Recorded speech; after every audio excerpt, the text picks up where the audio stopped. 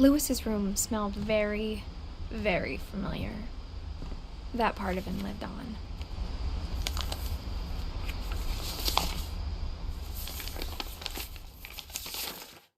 Dear Mrs. Finch, as Lewis's psychiatrist, I can understand your desire for an explanation. As I see it, the trouble began in January, shortly after we convinced your son to seek treatment for substance abuse. Newly sober, I believe Lewis first noticed the monotony of his daily life.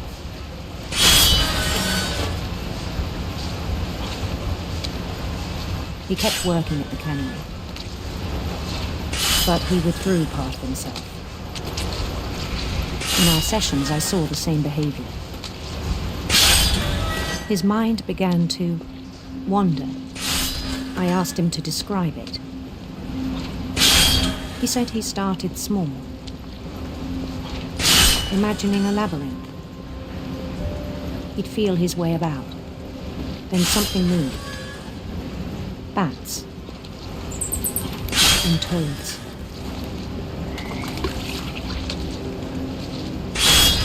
And things that have not names.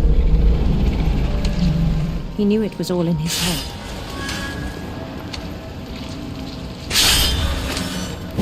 But he took it very seriously. I had hoped he'd find himself.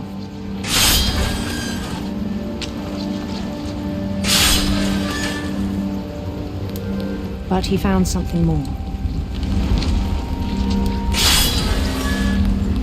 I worried about him then, daydreaming at the cannery. I spoke with his boss. But he said Lewis had become a model employee. Methodical, tireless, focused. Like a whole new Lewis. So I let him go on.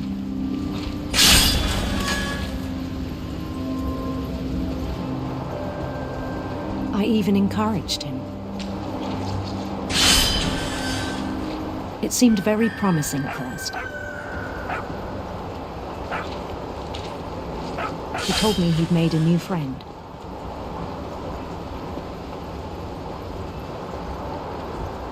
On the edge of a city he named Lewis Tokyo. He built the city up slowly, brick by brick. Then he made musicians.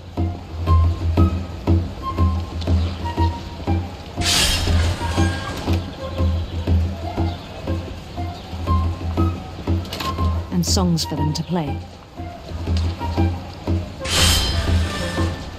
He talked about starting a band. And he was always humming something. Every day his imagination grew stronger.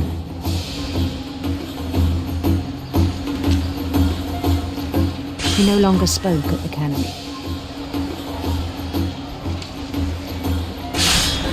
But his chopping was as reliable as ever.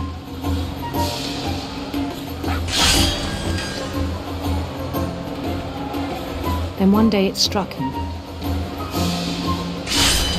that all the cheering crowds, even the stones under his feet, were all in his imagination, so he could do whatever he wished.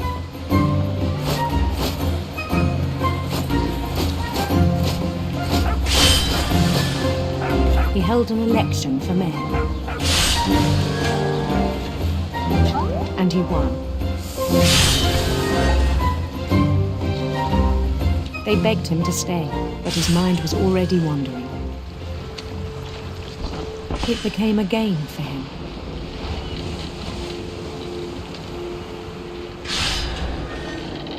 He'd conquer a city, then immediately push on. New Louisville. St. Louis. He started drifting away from our reality.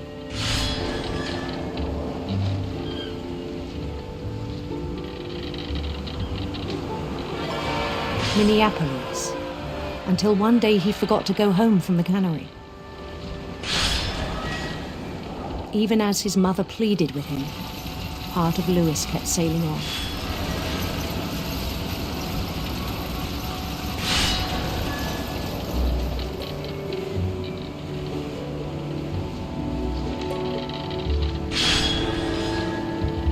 In Louisburg, he heard rumors of a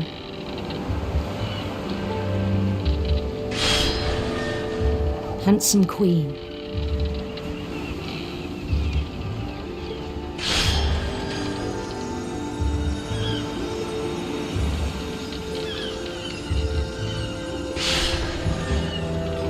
The queen was on her own quest for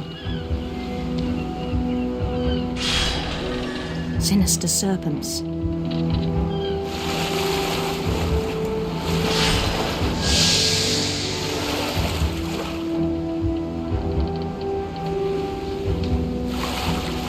He followed the sound of her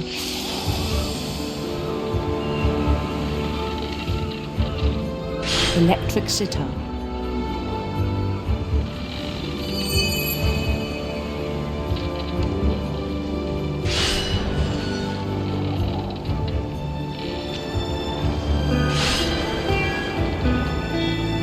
His chase led him to a golden palace east of the sun and west of the moon. Even then, his logic remained sound. He knew the world was all in his imagination.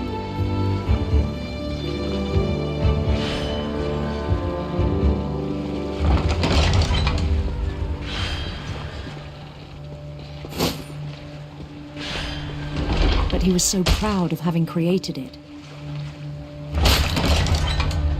In his own eyes, he'd become something greater than a king.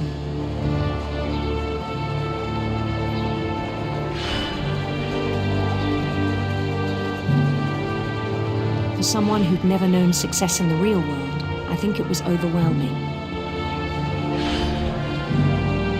And then it struck him that the real Lewis was not the one chopping salmon, but the one climbing the steps of a golden palace.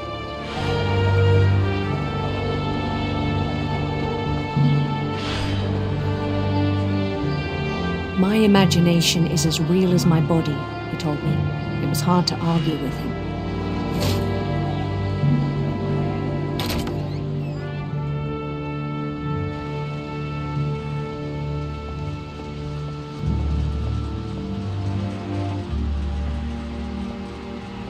He began to forget the world we know.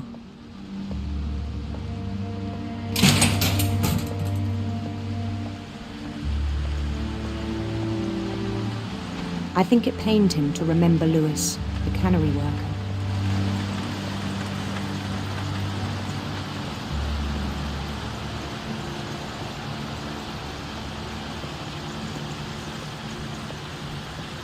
He began to despise the man with a royal contempt.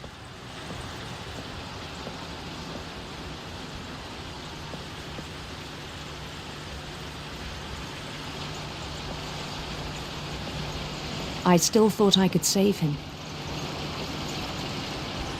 Even after he said he was being crowned king over all the lands of wonder.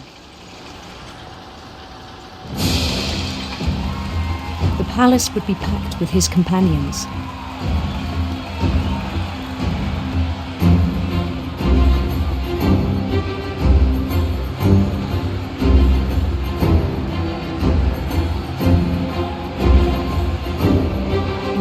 Wise Calico who'd insisted on advising him.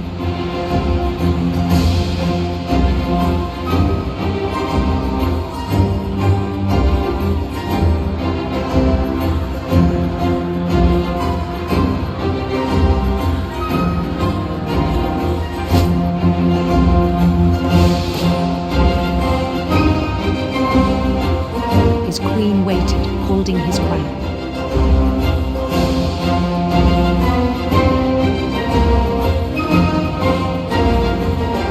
There was only one thing left to do.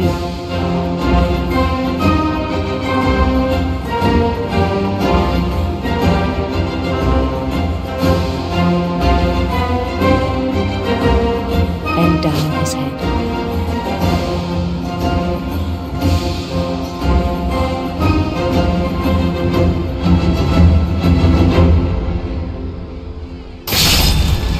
rest I think you know.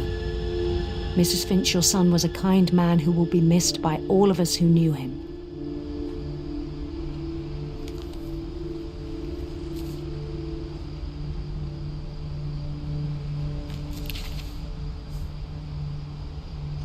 My brother was really cool.